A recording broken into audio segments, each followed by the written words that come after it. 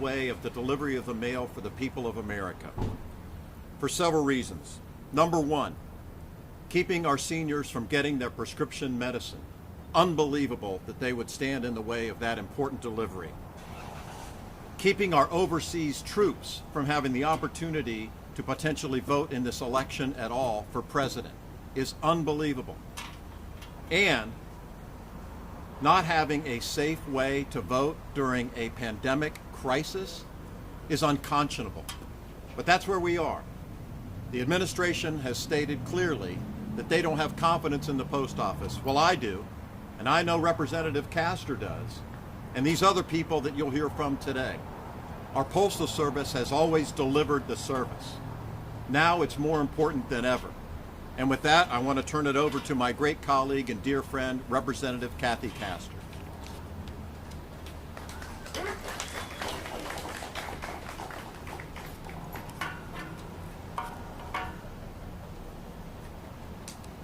Well, thank you, Congressman Crist. I can see you've got your virtual boxing gloves on this morning because we have a fight on our hands.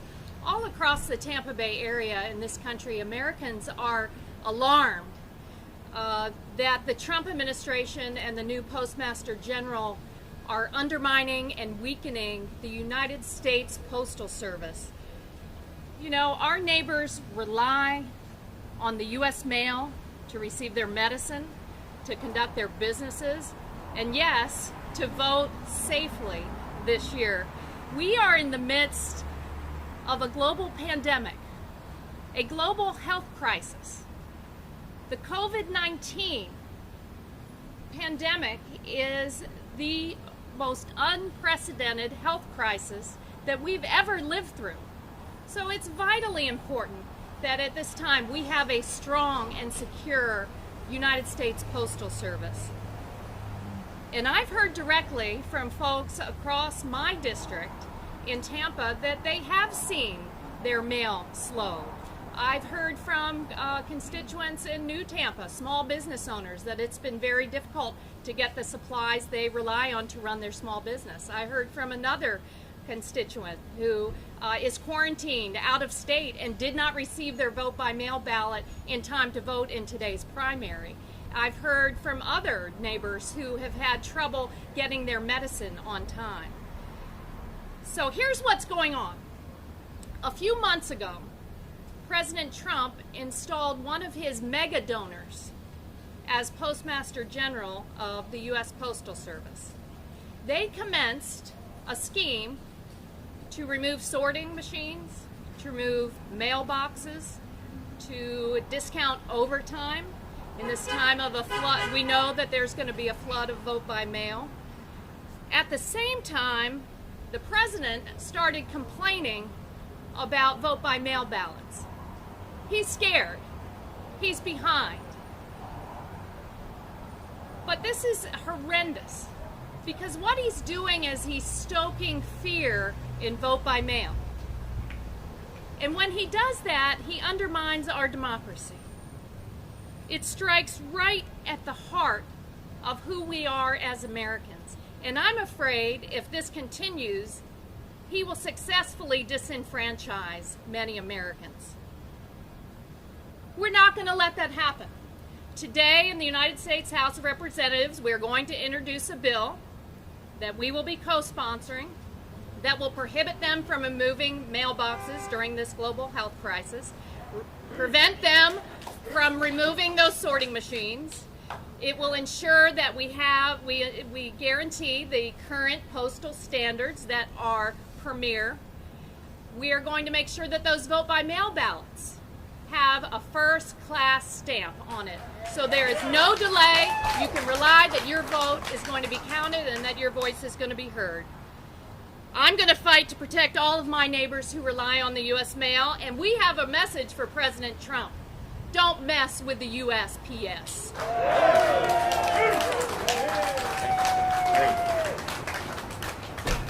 Well, you can see my colleague is great. God bless you, Kathy. Thank you so much for being with us this morning.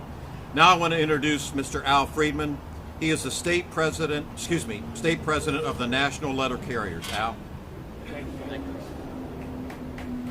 you. Good morning, everybody, and thank you for coming out on this very important occasion. With being employed with the Postal Service for over 40 years, I never thought I'd see a crisis like we have today. And I want to let you know our reputation is on the line because we are proud U.S. Postal employees. We have a reputation that you can count on us to deliver every day to 160 million mailboxes across this country. And now you've come in and you've affected us. I look at us as a messenger. You put mail out, we process it, we deliver it. We pick up mail, we process it, we deliver it. What is the old saying? Don't kill the messenger. If you have a problem with the Postal Service, have the problem with that. If it's vote by mail, then go after the states that you think shouldn't be voting by mail. But to undermine the USPS by starting off with no overtime in the middle of a pandemic, we have over 20% of our employees, just like the rest of the world and just like Florida in this epicenter. 20% of our employees are out under quarantine or out having the virus. We deliver every day. We are essential. And those people that are out cause us to need overtime to deliver your mail on time every day without delay. No overtime. How do we get those routes covered? When you look at what we do, and we talked about, and Kathy Castor and also Congressman Crist talked about medications. Last year we delivered 1.2 billion medications to the elderly. Not only that, but we deliver 99% of the VA medications to veterans, disabled veterans. I'm a disabled veteran. I get medication from the VA. I count on that because I can't always make it down to the VA pharmacy to pick it up. It's just as easy.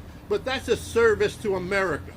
And when you want to come in now and you want to attack our service, 8 years running the most trusted government agency that is out there, we have a problem with this.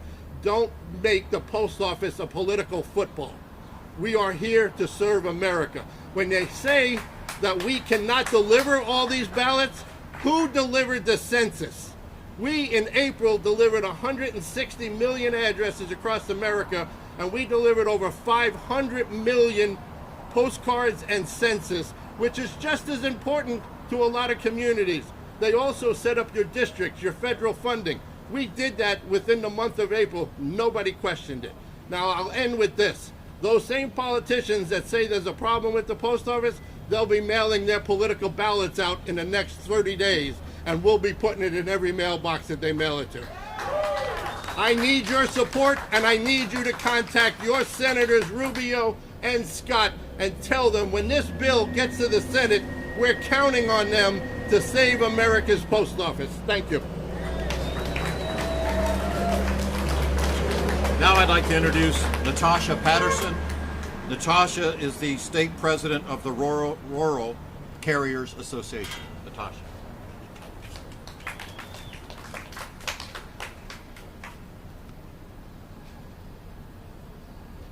Good morning, everyone.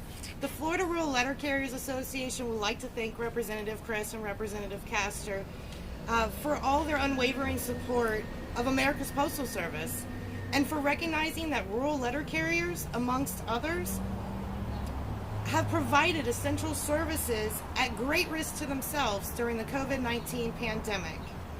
The 10,000 men and women of the Rural Letter Carriers Association in Florida are ordinary people.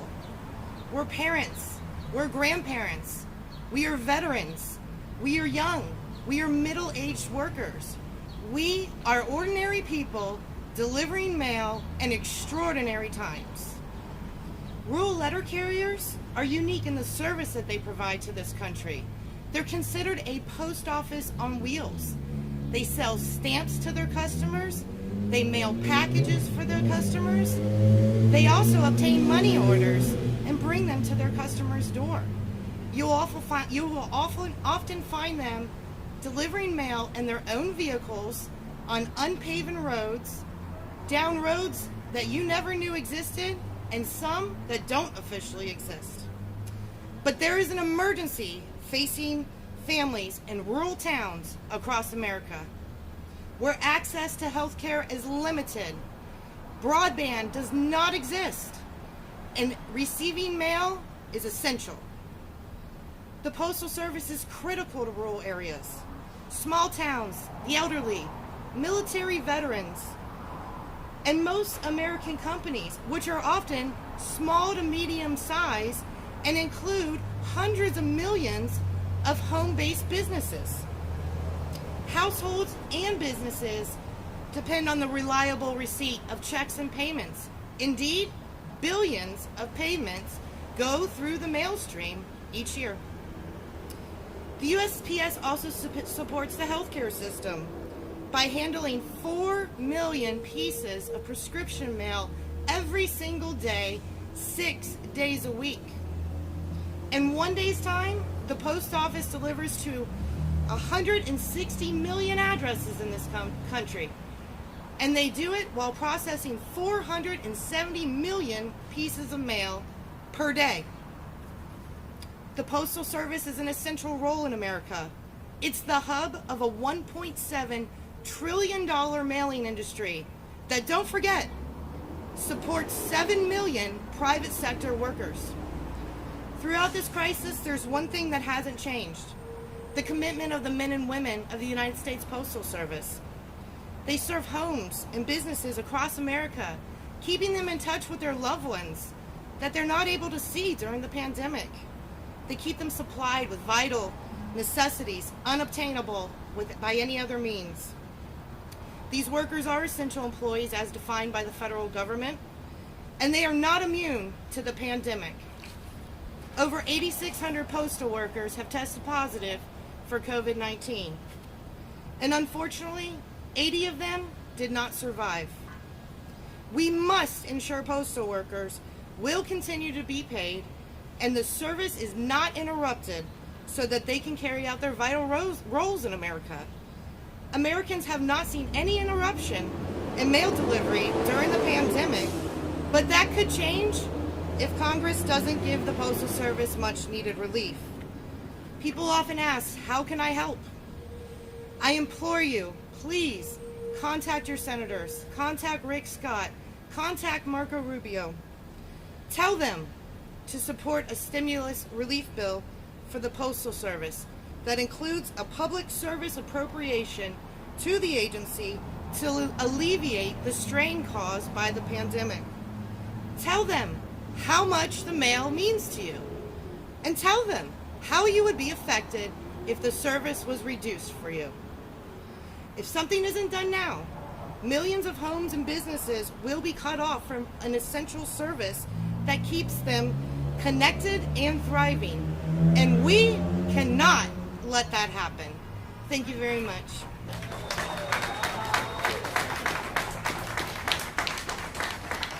And finally, I'd like to introduce Michael Searle. Michael is the president of the American Postal Workers Union. Michael?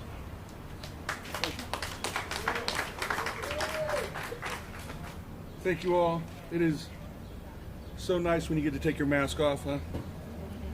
My name is Mike Searle. I am the president of the Tampa area local American Postal Workers Union here across the bay in Tampa. In LaJoy's first month as postmaster, he rolled out plans to curtail the mail, delay the mail. He's directed managers to slow the mail service, reduce hours, remove processing machines, and install an overall reduction in work hours. He's made changes to the transportation of mail and cuts to customer service. The culture of the Postal Service and the postal worker is to get mail and packages moved. It's in the DNA of a postal employee. It's what they've dedicated their career to do, which is moving the mail. Sometimes that means with overtime, use of part-time employees, or hiring additional full-time employees. Some customers are already feeling the impacts of the negative effects that these changes have started with delays. Postal workers and the American Postal Workers Union oppose any actions that slow down the mail and undermine the public postal service. Postal workers are firm in our commitment to serving the public. We treat the mail as if it is our own. The frontline essential work of postal workers in these challenging and dangerous times demonstrates and underscores the dedication of postal workers. We are dedicated to our mission of providing prompt, reliable, efficient postal service, delivering mail to 160 million addresses every day, including medicine, financial transactions, retirement checks, census forms, magazines, catalogs, and we all know voter information and even mail-in ballots. USPS has proven to be invaluable during the pandemic. Most people think that the Postal Service regularly relies on tax dollars for its operations. The fact is that the U.S. Postal Service carries out its mission of universal service obligations to the United States people, running only on postage and postal services revenues. The immediate financial crisis facing the USPS has been caused by the pandemic and the related economic downturn. That's why postal workers are united in urging Congress to pass the $25 billion emergency funding for COVID relief for the United States Postal Service. In a year when a pandemic has gripped the nation, an election year, the year the census is distributed through the mail, we need to maintain a strong and viable postal service. It needs to be reliable. This is not a time to be cutting back. It is not the United States Postal business. It is the United States Postal Service, and we deliver for you. Thank you.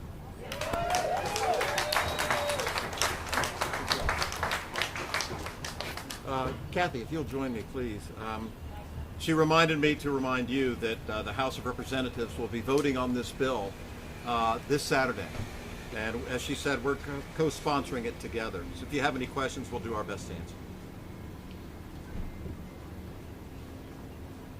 Yes, I heard so Sunday the U.S. Postal Service said they were not going to remove any more mailboxes until after November. You must be heartened to hear that. Very much so. You know, we want the Postal Service to have the opportunity to serve the people. And, you know, when you first heard about some of these boxes being removed, it was unconscionable to hear that. So I was very heartened to hear that. Congressman, is it too late? Have too many sorting machines been removed already from the USPS in time to get those machines back into the post office for the November general election? Well, I certainly hope it's not too late. That's why we're going to Washington Saturday. That's the whole point of passing this bill. And as many of the speakers said, encourage our senators to have the Senate take up the bill so we can get it on the president's desk. Now, lately he's been backpedaling a little bit. Maybe he's feeling the pressure of what's going on. And if that's the case, then he should sign this bill as soon as it hits his desk. Do you believe you would have a veto-proof majority in both the House and the Senate? I absolutely do. We've all heard from our constituents. Senators have too. And again this morning they did. Is there anyone here who can tell us how many sorting machines have been removed in the Tampa Bay area, whether that would be our representatives here or the folks with the union? I believe Michael can. I want to remind you of something I mentioned earlier, talking about our military overseas. That's almost 200,000 people. That would be outrageous to have that come to pass, so I hope it doesn't. Michael? Remember, I represent the Tampa area, and I don't speak for the Postal Service. In Tampa, they have not been removing machines. From what I've been told by my colleagues in Orlando and in St. Petersburg, there haven't been machines moved either. But the memo that was sent out was for 671 processing machines. And to give you an idea of what 671 processing machines can do in a day, that's almost 600 million pieces of mail that can be processed in that many pieces of machinery. There was the removal of machines prior to this new postmaster. As we all know, first-class mail has declined through the years, and we expect it to continue to decline. So there already was a measured effort to remove some equipment in some cases, but that's separate from the 671 that the new postmaster wants cut out across the board.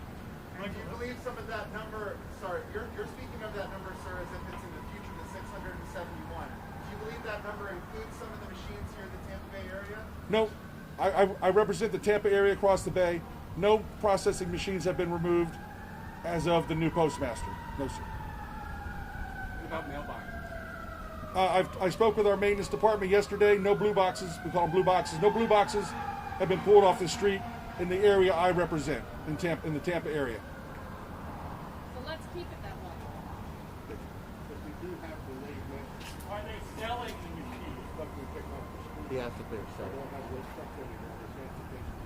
I can't answer for the Postal Service, but I would assume they salvage them in some fashion. Thank you all very much for coming. God bless you. And don't forget to vote today, primary day.